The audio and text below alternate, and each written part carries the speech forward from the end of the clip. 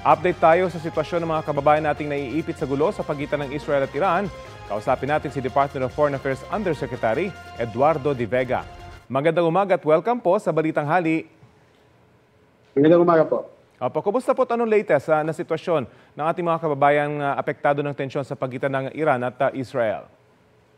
Well, ang unang sabihin ko, walang casualties, no? Whether in Iran or Israel. Yung number of injured sa Israel, pareho, 7. Although 5 are out of danger, wala na sa hospital. May 2 pa. Pagrasalan natin sila na makaka-recover sila. Now, dumadami ang mga gusto magpa-uwi.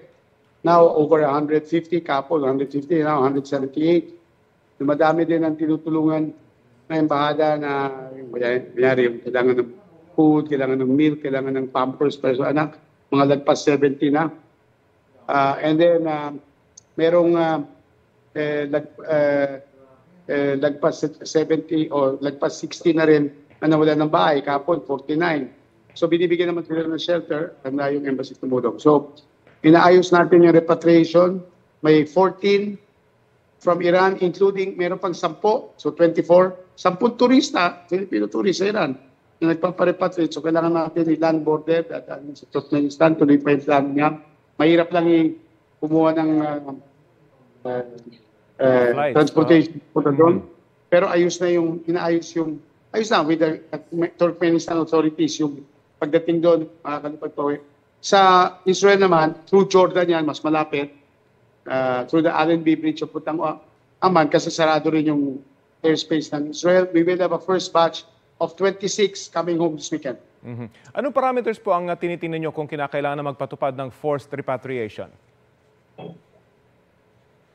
Ano pa ulit? Anong kailangan na ano pa? Ano po yung mga parameters na titingnan nyo para magkaroon na ng forced repatriation ng ating mga kababayan doon? In the first place, nakit na natin yung alert level 3, which is voluntary repatriation.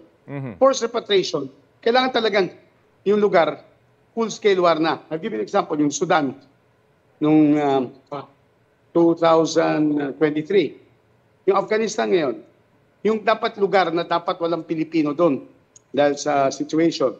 So hindi tayo abot siguro sa forced repatriation, maliban kung may World War III na at sa pinag-arasalan natin di mangyari yun. Pero voluntary repatriation allows the Filipinos the option na tanggapin yung alok ng pamahalaan na makauwi sila. At kasi isang issue kasi pag uuwi, gusto nila agad kailan kami makakabalik, kasi nandun ang sweldo nila, ang income nila. Hindi naman natin magagarantiyan.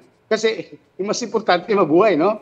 So right now, importante, alert level 3, meaning voluntary repatriation, at nananawagan na tayo, pinapaalala sa mga kababayan natin na,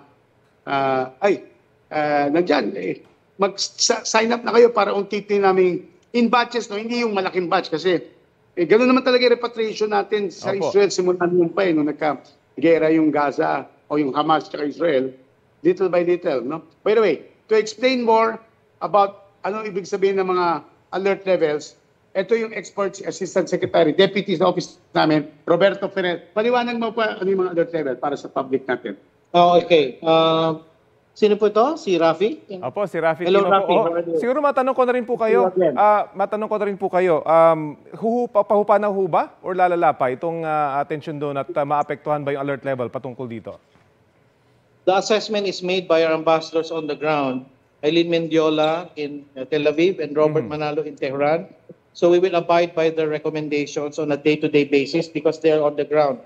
Now, whether lalala or hindi, again, that is up to the people on the ground, yung one country team natin. And yung pinapa-explain ni Yusek Ed is we have a department order that governs whether we decide to put alert level 1, 2, 3, or 4 in any particular country. That is a decision made by the Secretary of Foreign Affairs upon advice from the Undersecretary for Migration and the ambassadors po natin on the ground.